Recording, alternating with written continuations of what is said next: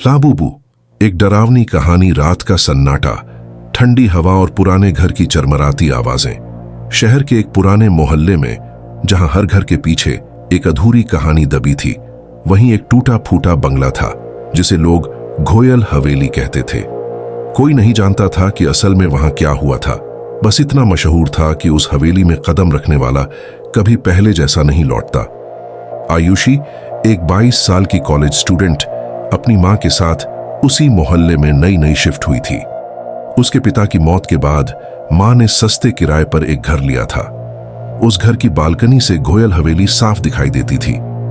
आयुषी की जिज्ञासु आंखें अक्सर उस ओर टिक जाती। टूटी खिड़कियों में से झांकता अंधेरा, दीवारों पर उगी काई और अंदर से आती न जाने कैसी ठंडी सिहरन। एक दिन कॉलेज से लौटते वक्त बारिश शुरू हो गई। आयुषी भागते भागते घर पहुंची, लेकिन बिजली गुल हो चुकी थी। मां बाजार में सब्जी लेने गई थी।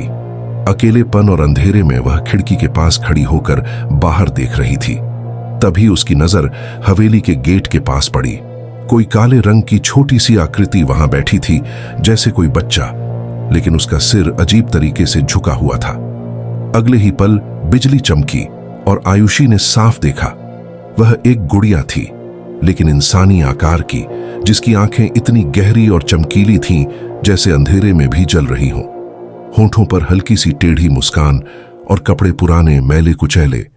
उसके हाथ में एक लकड़ी का छोटा सा डिब्बा था।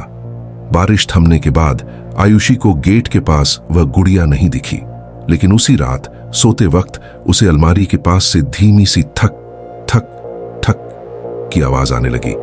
उसने लाइट ऑन की, लेकिन वहां कुछ नहीं था। दूसरे दिन कॉलेज जाते वक्त उसे मोहल्ले की बूढ़ी औरत मिली, बड़ी अम्मा। उन्होंने धीरे से कहा, उस हवेली के पास मत जाना बेटी, वहां लबूबू है। आयुषी ने चौंक कर पूछा, लबूबू? बड़ी अम्मा ने सिर्फ इतना कहा, वो एक डॉल है, लेकिन जिंदा। जिनको मिलती है उनकी रूह को अपने लकड़ी के डिब्बे में कैद कर लेती है। शाम को जब आयुषी लौट रही थी, उसे हवेली के गेट के पास कुछ चमकता दिखा। यह वही लकड़ी का डिब्बा था जो उस गुड़िया के हाथ में था। बिना सोचे समझे उसने उसे उठा लिया और अपने बैग में डाल लिया।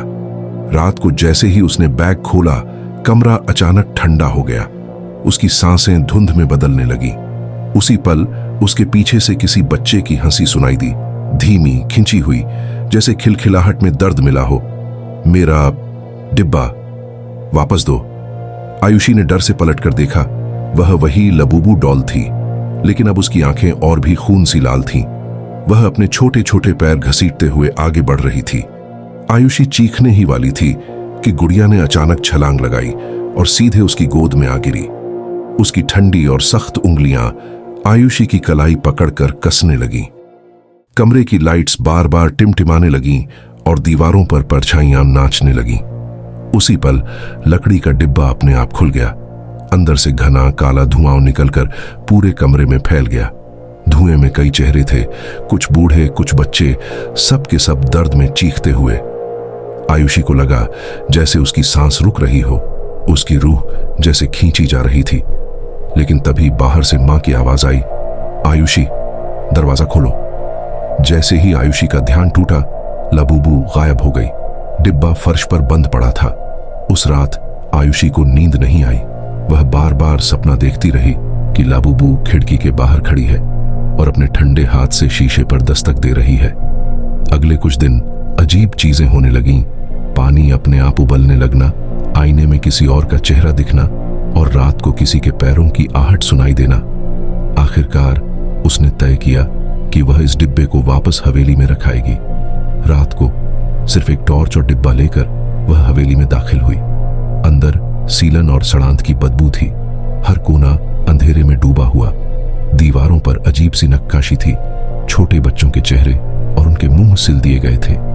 अचानक ऊपर वाली मंजिल से हंसी आई, वही ठंडी और लंबी हंसी। तुमने मेरा खेल बिगाड़ दिया। लबूबू सीढ़ियों पर खड़ी थी, लेकिन अब वह पहले से बड़ी दिख रही थी, लगभग 5 साल की बच्ची जितनी ऊंची। उसकी आंखों से खून बह रहा था और वह लकड़ी का डिब्बा मांग रही थी। आयुषी डर के मारे डिब्बा फेंकने ही वाली थी, लेकिन तभी उसने देखा डिब्बे के नीचे एक पुराना कागज चिपका है जिस पर लिखा था, डिब्बा मत खोलो, हमारा आखिरी सपना बन जाएगी। आयुषी को समझ आया कि अगर उसने डिब्बा यहां छोड़ दिया तो उसकी रूह भी इन कैद आत्माओं में जुड़ जाएगी। उसने टॉर्च बुझाई और दरवाजा बंद था और आयुषी का सीना इतनी तेजी से उठ गिर रहा था मानो दिल कभी भी बाहर निकल आएगा। उसके कानों में बस वही आवाज गूंज रही थी, छोटे छोटे पैरों की धीमी धीमी आहट जो हर सेकंड उसके और पास आती जा रही थी। टॉर्च बुझ चुकी थी, लेकिन बाहर से आती हल्की बिजली की चमक कमरे को पल पल रोशन कर रही थी और हर बार उस रोशनी में आयुषी को कुछ और नजदीक आता दिखाई देता। वही लाबुबू, उसके चेहरे पर अजीब सी मुस्कान, जैसे वह इस खेल का अंत पहले से जानती हो। अब तुम भी मेरे डिब्बे में आओगी। आवाज में न तो गुस्सा था न कोई जल्दबाजी, बस एक ठंडी निश्चिंत धमकी, जैसे यह तो पहले से तय था।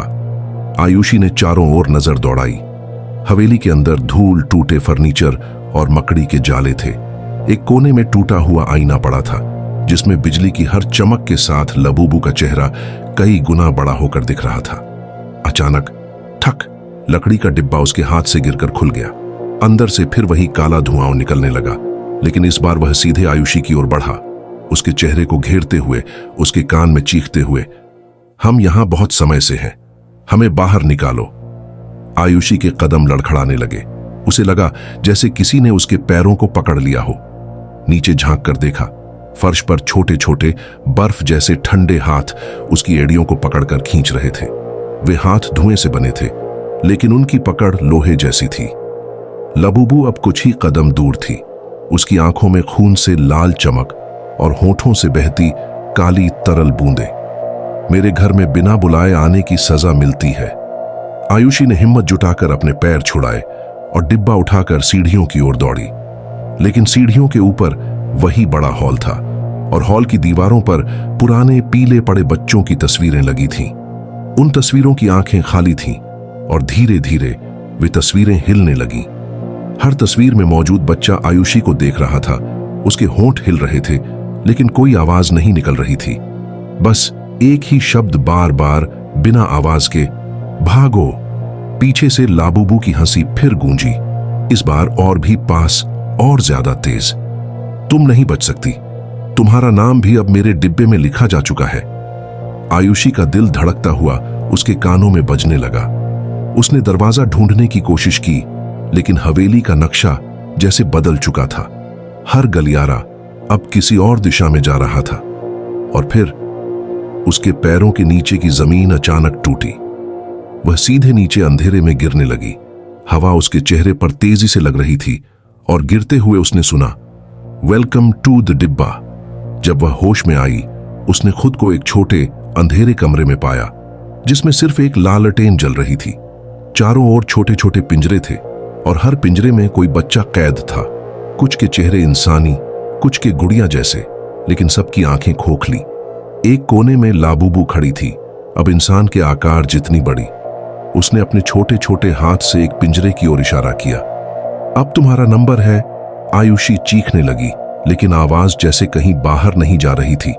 पिंजरों में बंद बच्चे भी उसे देख रहे थे, लेकिन उनकी आंखों में कोई उम्मीद नहीं थी, सिर्फ ठंडा गहरा अंधेरा। लाबुबू धीरे धीरे उसकी ओर बढ़ी। उसके पीछे से काला धुआं फैल रहा था, जैसे वह उसे लपेटने ही वाला हो। लाबुबू की परछाई लालटेन की हल्की लौ में लंबी होकर दीवारों तक फैल गई थी। जैसे जैसे वह नजदीक आ रही थी, ठंड और बढ़ती जा रही थी। आयुषी का शरीर अकड़ रहा था, हाथ पांव जम चुके थे, लेकिन दिमाग में सिर्फ एक बात गूंज रही थी, यहां से निकलना होगा, वरना मैं भी इन पिंजरों में से एक हो जाऊंगी। लबूबू के चेहरे पर वही टेढ़ी मुस्कान थी।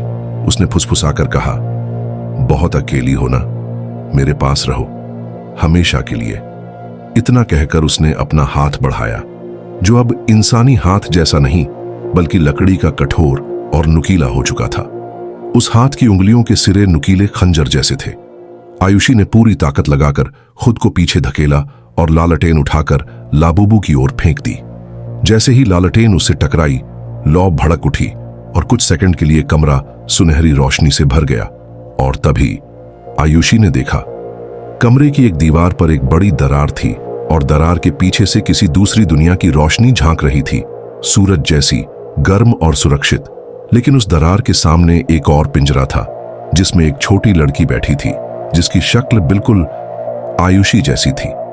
उस लड़की ने धीमे से कहा, तुम वही हो जिसे चुना गया है। अगर तुम बाहर गई तो मैं हमेशा यहां रहूंगी। आयुषी का दिमाग घूम गया। ये उसका ही कोई दूसरा रूप था, शायद उसकी रूह का वह हिस्सा जो लाबुबू पहले ही कैद कर चुकी थी। पीछे से लाबुबू चीखते हुए आगे बढ़ी।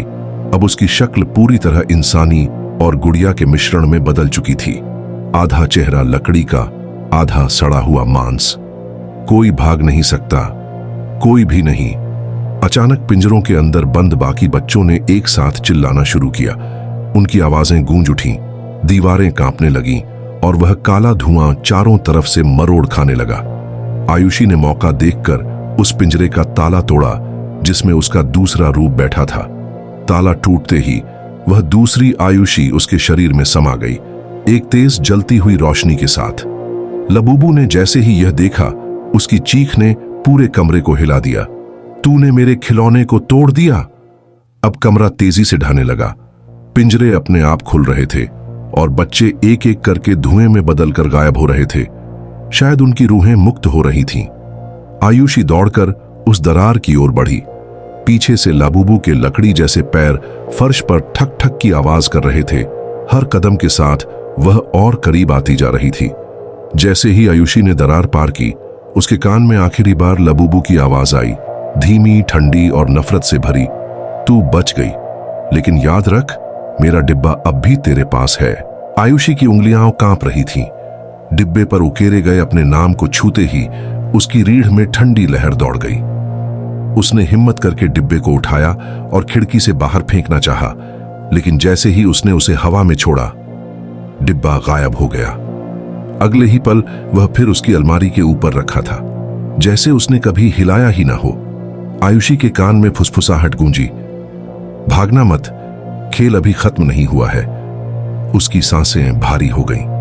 वह दौड़कर बाहर निकली और सीधे बड़ी अम्मा के घर पहुंची, वही बूढ़ी औरत जिसने पहले लबूबू के बारे में चेतावनी दी थी।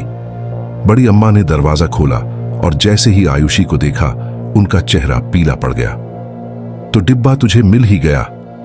आयुषी ने सब कुछ बता दिया, हवेली, पिंजरे, बच्चे और अपने जैसे दूसरी आयुषी। बड़ी अम्मा चुपचाप सुनती रहीं, फिर धीमे स्वर में बोली, सालों पहले उस हवेली में घोयल साहब की एक बेटी थी, लाभू। उसे गुड़ियों से अजीब लगाव था।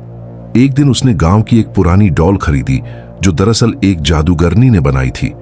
वो डॉल हर रात उससे बातें करती, खेलती और धीरे धीरे लाभू को बदलने लगी। एक रात लाभू और वो डॉल दोनों गायब हो गए। जब मिले तो लाभू अब इंसान नहीं रही थी। उसका आधा शरीर लकड़ी का, आधा मांस का था। गांव वालों ने हवेली में आग लगाई, लेकिन वो डॉल और लाभू का आत्मा दोनों बच निकले। तभी से उसे लाबुबू कहा जाने लगा। लाबू और डॉल का एक रूप। आयुषी का दिल बैठ गया। बड़ी अम्मा ने आगे कहा, वो डिब्बा आत्माओं का कारागार है। जिस पर भी उसका नाम उकेरा जाता है, वह उसकी अगली शिकार बनता है। बचने का सिर्फ एक तरीका है, डिब्बा तोड़ना। लेकिन ध्यान रहे, डिब्बा टूटते ही जो भी आत्माएं उसमें कैद हैं, वे बाहर आ जाएंगी। आयुषी ने हिचकिचाते हुए पूछा, और अगर मैं डिब्बा न तोड़ूं? बड़ी अम्मा ने उसकी आंखों में देखते हुए कहा, तो अगली पूर्णिमा की रात तू खुद लाबुबू का हिस्सा बन जाएगी। उस रात बाहर हल्की बारिश हो रही थी। कमरे की बत्तियां बार बार बुझ रही थी। अलमारी के ऊपर रखा डिब्बा अपने आप हिल रहा था, मानो अंदर कुछ सांस ले रहा हो। अचानक खिड़की के शीशे पर 3 बार थक थक थक की आवाज आई। आयुषी धीरे धीरे मुड़ी और देखा, लाबुबू बाहर खड़ी थी, बारिश में भीगती हुई, लेकिन उसके कपड़े बिल्कुल सूखे थे। उसके होंठों से सिर्फ एक शब्द निकला, कल रात। अगले दिन से आयुषी ने तय कर लिया कि वह डिब्बा तोड़ेगी, लेकिन जैसे ही उसने उसे छुआ, उसकी हथेली पर जलन होने लगी। डिब्बा अब गर्म था, जैसे अंदर लावा भरा हो। दोपहर को उसने हवेली में वापस जाने का फैसला किया, वहीं जहां यह सब शुरू हुआ था। बड़ी अम्मा ने उसे एक पुराना लोहे का हथौड़ा दिया और कहा, जो भी हो पीछे मत देखना। हवेली में प्रवेश करते ही हवा भारी हो गई। दीवारों पर खून जैसे लाल धब्बे थे और हर कमरे से धीमी धीमी बच्चों की हंसी सुनाई दे रही थी। जब वह हवेली के बीचों बीच पहुंची, लबूबू वहां पहले से इंतजार कर रही थी। अब पहले से बड़ी, लगभग इंसानी आकार की, लेकिन उसकी आंखें अब बिल्कुल काली थीं, जिसमें कोई सफेदी नहीं थी। तू यहां आई है, मतलब तू तैयार है? लाबूबू की आवाज कमरे में गूंजी। आयुषी ने डिब्बा उठाया और पूरे जोर से हथौड़े से मार दिया। धड़ाम! डिब्बा टूटते ही काले धुएं का विस्फोट हुआ। हर तरफ से आत्माएं चीखती हुई बाहर निकली। कुछ बच्चे, कुछ बड़े, सबके चेहरे डर और दर्द से विकृत थे। लबूबू दर्द से चीखी और जमीन पर गिर पड़ी। उसकी लकड़ी वाली त्वचा दरकने लगी, मांस सड़ने लगा और धीरे धीरे वह राख में बदलने लगी। लेकिन उसी समय आत्माओं ने आयुषी को घेर लिया। हम आजाद हैं, लेकिन तुझे हमारा स्थान लेना होगा।